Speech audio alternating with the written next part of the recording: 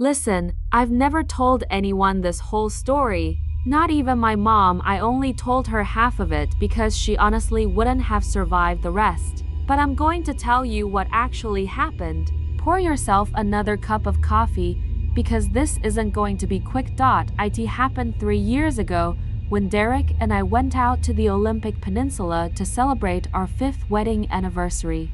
Remember how thrilled I was about the whole idea? A tent, the woods, no cell service. Romance, right? Now I just laugh when I think about how blissfully naive we were when we packed up. Anyway, we set out in the morning, and about 3 hours into the hike, the rain started. Not just regular rain, but that dense, gray mist rain that's always hanging over the coast out there. Imagine this.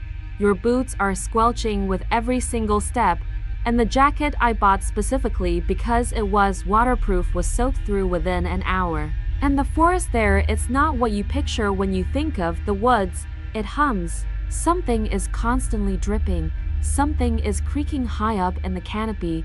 A bird screeches somewhere. And because of the fog, it all sounds muffled, like you're underwater. And the smell, damp wood, moss, and this sweet, rot-like scent. The smell of constant decay, because nothing ever has the chance to dry out. So, after about 4 hours, I look down and realize we're on a trail that isn't even on the map. I tell Derek we turned the wrong way. There was supposed to be a fork with a yellow marker, but he's just fumbling with the map, which is already turning to mush from the moisture, and says, "No, it's fine. We'll hit the main trail in a second." We decided to double back, and looking back, that was our first mistake. We should have stopped right there and calmly figured out where we last saw an official marker. Instead, we just kept walking where we thought we had come from. An hour later, the fog got so thick you could only see maybe 30 feet ahead. And that's when I saw the boot print by the creek. It wasn't ours. It was way bigger, like a size 12 or 13 and deep. Like the person wearing it weighed at least 250 pounds. Stupid me. I actually got excited at first. I thought, oh, great, someone else is out here. We can ask for help. But Derek knelt down, stared at the print, and said, "Chloe, look at how deep the impression is here at the heel and here at the toe." He wasn't walking. He stood here for a long time, just staring. I asked, "Staring at what?" And he raised his eyes, looking exactly where the person who left the print must have been looking, right at us. Or rather, right at the spot we had walked through about 20 minutes prior. And right then, something in my chest just went cold and heavy. It wasn't panic yet, you know? It was something that comes before panic. My body already understood, even while my brain was still scrambling to find a normal explanation. I said, "Maybe it's a hunter," even though I knew hunting season hadn't started yet. And no hunter is going to stand for hours in the pouring rain just staring at a hiking trail. We sped up. We were practically jogging at that point, as much as you can over wet leaves, exposed roots, and slick rocks. We stopped talking completely. All you could hear was our breathing and the rain. After about 40 minutes, the trees thinned out, and we broke into a clearing. And right there was a cabin. It was old, blackened by the weather, with a roof completely overtaken by moss, thick, lush moss, like it was a living entity itself. There was no smoke coming from the chimney, but someone clearly lived there.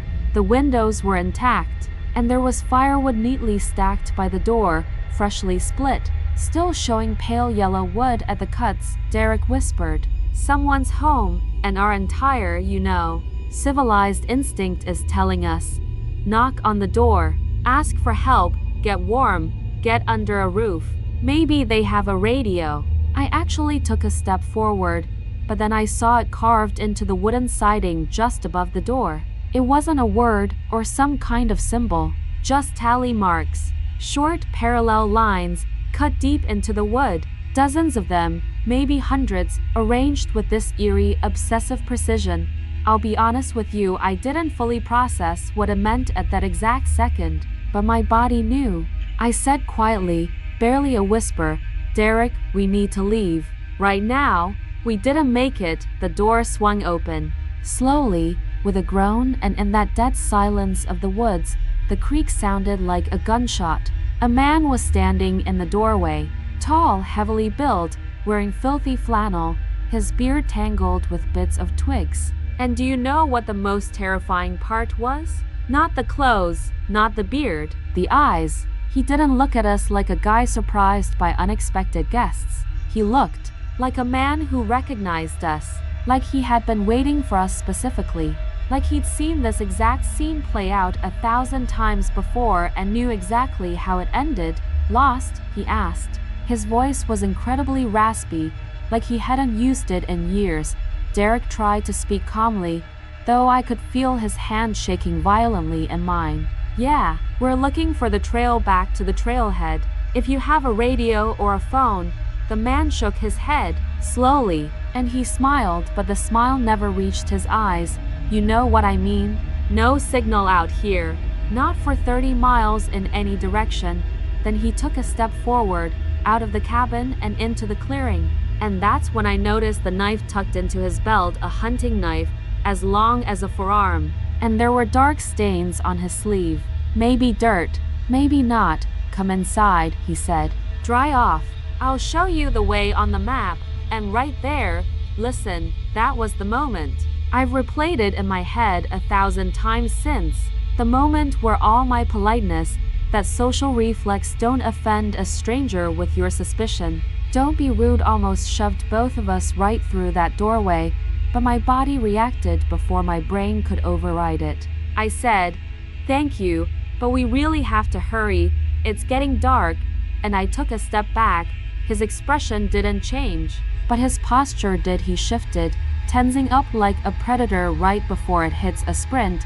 Pity, he said. And then Derek grabbed my arm and screamed, run. We didn't run along a path, there was no path, just a chaos of ferns, fallen logs, and tangled roots that felt like they were actively trying to trip us. Rain slamming into our faces, lungs burning, and somewhere behind us, cutting through the sound of my own gasping breath, I heard other footsteps. Thicker, heavy, measured. The footsteps of someone who knew those woods in a way we never could. And do you know what the scariest part about those footsteps was? He wasn't running after us in a panic. He was tracking us methodically. He wasn't trying to catch up immediately, he was wearing us down.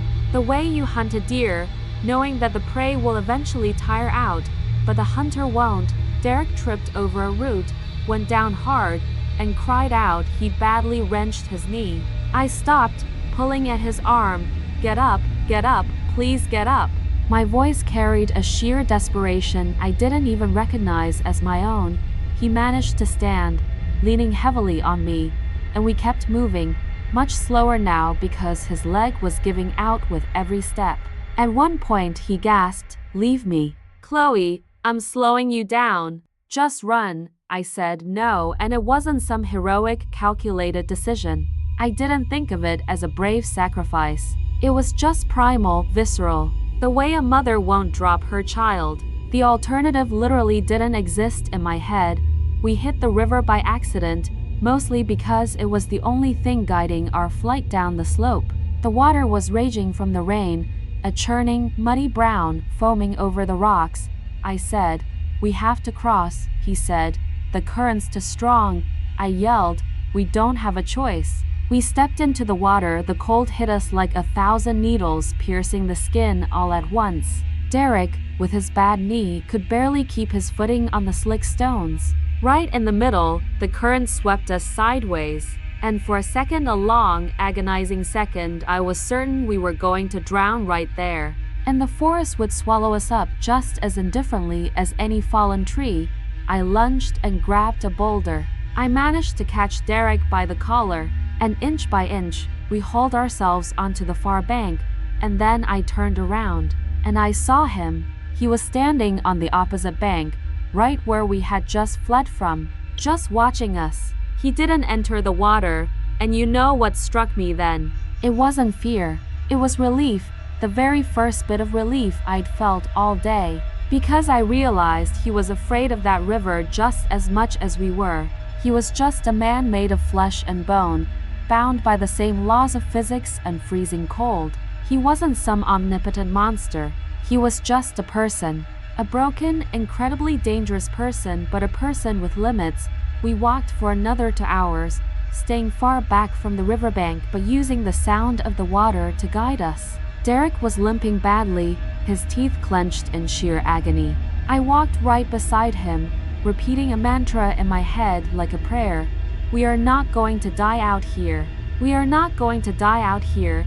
And just as total darkness was setting in, we saw a light, not a natural light, an electric, faint yellow glow filtering through the trees. A hunting camp, 3 tents, a pickup truck parked on a dirt road, and 2 guys sitting by a campfire. I screamed, not even words, just a raw sound tearing out of my throat before I could even think. One of the guys jumped up and ran toward us. Everything after that is a bit of a blur in my memory blankets. Hot coffee from a thermos, answering questions in broken fragments while Derek sat there with his head in his hands, shaking so hard his teeth were chattering. The older hunter, Frank, got on a satellite phone. He looked at us and said, "I'm calling the park rangers and the county sheriff. Tell me exactly what he looked like." I told him everything, the cabin, the tallies on the wall, his eyes. Frank listened in total silence, his face growing darker and grimmer by the second. And do you know what he told us? "That's Eli Garnett's cabin. He's lived out here, or rather, everyone thought he lived out here for about 15 years. A total recluse." We knew he was unstable. A couple of hikers vanished near that ridge a few years back. They never found them. Hearing that, it hit me heavier than any scream could have. That's when it fully sunk in how close we came to just becoming names on a missing persons poster in some sheriff's department lobby. The search and rescue team arrived before dawn. By 11 that morning, the cabin was surrounded.